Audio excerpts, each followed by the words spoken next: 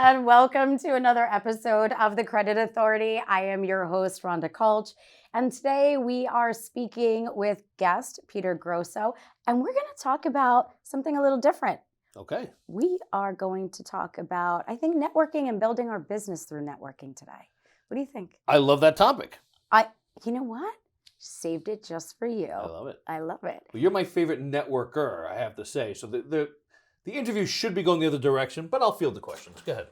Go ahead. I'm ready for it. So I say to people, it's not that I'm good at networking. Mm-hmm. I'm good at making introductions. Okay. And I try to leave a positive impression. So you ever go somewhere and people are like, hey, I belong to all these networking groups. Does it make you actually want to be friends with them? Not for a second. Not for a second, right? Not for a second. They're a serial networker. Yeah. So how do they choose who they're going to work with?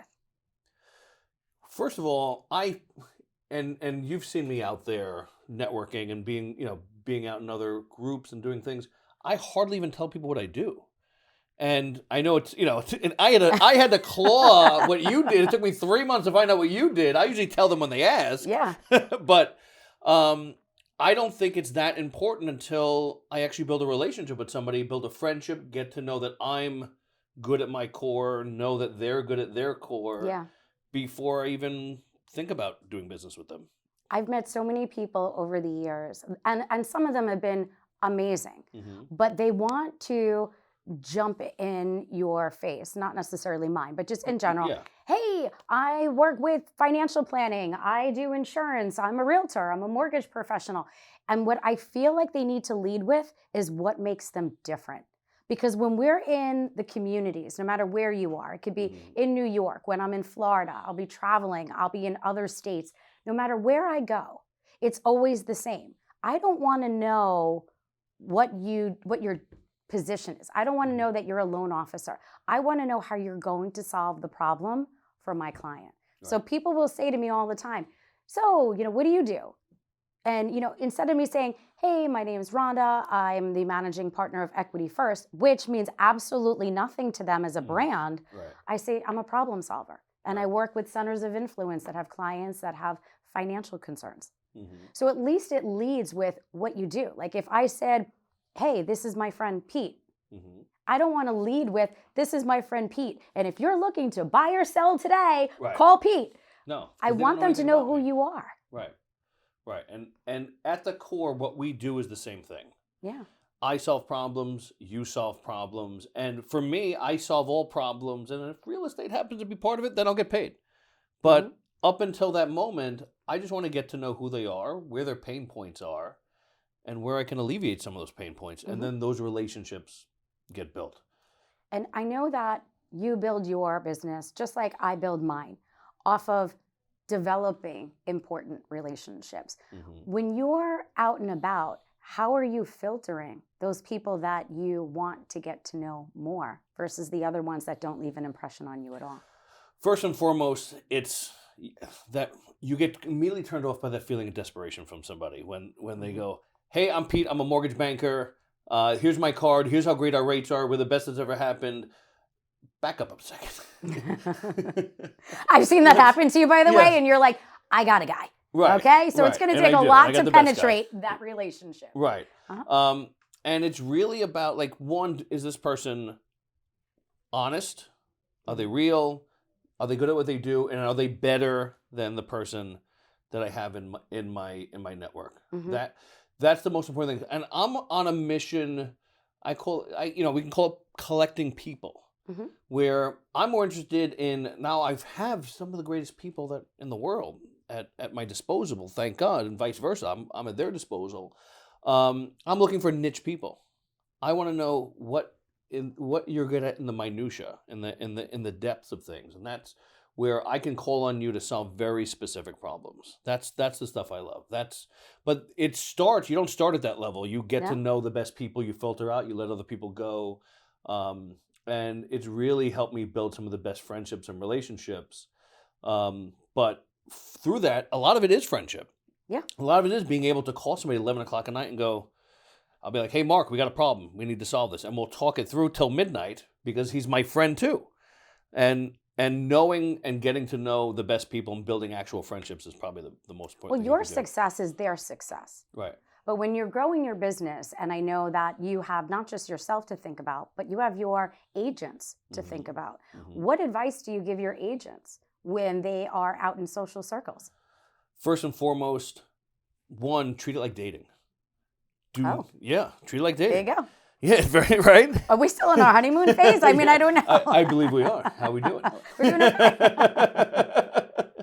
But you have to not come across like you need the other person. You have to get to know them in a way that says, I'm successful. I'm somebody worth knowing, and they'll come to you. That's why I tell them, stop telling people what you do. Just say, hey, how are you? I like this. Compliment them, get to know them, build some type of actually core relationship. They will ask you what you do. Then have a pitch on why you're the greatest person that's ever existed and what your niche is and what makes you passionate. So immediately when they ask me what I do, I mean it from the heart. I tell people what I do. I literally tell people that I'm a realtor, I'm a real estate broker, I'm an investor. I hate houses. I actually don't care about how it's so rare for me to walk into a house and go, "Ooh, that's nice." I actually don't care. I love people. I love their problems. I want to know the situation and where they come from. They've been in this house 30 years. I want to hear the stories about them. That's what I love, and that's what I explain to people so they actually know who I am and know what I'm about. So when they get to know me and when they share me, they actually are sharing the actual person I am. And I'm able to express that in that first conversation. And I think that, even from where I stand running my company, one of the things that I hear, frequently from people that I know, they go, you're so passionate, like you really love what you do. And when you are confident and passionate and believe in what you're doing, right, you don't have to sell it. Right. Because people know that they're in trusted hands. And then the biggest challenge, like I don't know if you're having this lately, how many people, oh, Pete? Yeah, me and Pete, we're buddies. Right. They think that they're friends with you and that they know you because they know you through social media. Yeah. In fact, last night I got a lot of that at the event. But it's such a wonderful compliment to social media and having a presence there. Sure. And showing your true self is actually you help people feel connected to you. Yeah. It's not the reverse because you haven't ever met them, and they're only watching you and you're not watching them. But definitely being able to actually be yourself in all spaces. That is where you become a success magnet, where people feel your authenticity and your comfort and your passion, and good will come. And I think what's important too, that again, when you're in these, I'll say social circles and networking environments, find something that you're passionate about other than your business. Right. So that you might be able to connect with somebody on another level. Yeah. Right? Like personal for me, those people that are truly my friends, what do they know that I have in my yard? Animals. There you go. Way too many animals. That is a matter of opinion. We will talk about that later. But those people that know me know how passionate I am about my fur babies. Yeah.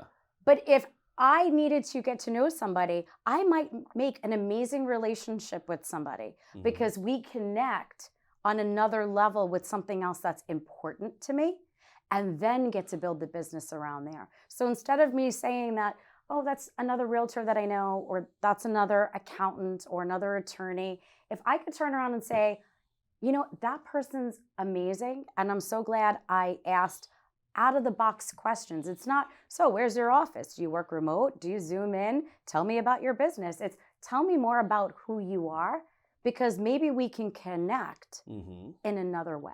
And I'll give you a direct example. I was at a network event that you threw, and I talked to a lawyer. They walked up to me, and I knew they were a lawyer. And honestly, I have the best lawyers. I didn't need to sit and talk to an attorney. But the topic never came about law, about what they do. The topic was how hard he works. I reciprocated, and how much of a struggle it is to actually do for yourself. Yeah.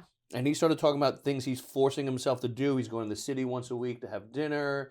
he's doing this, and I talked about how I've been trying to go to the Paramount once a month and see a show, and we built a friendship. Well, for that, never talked business.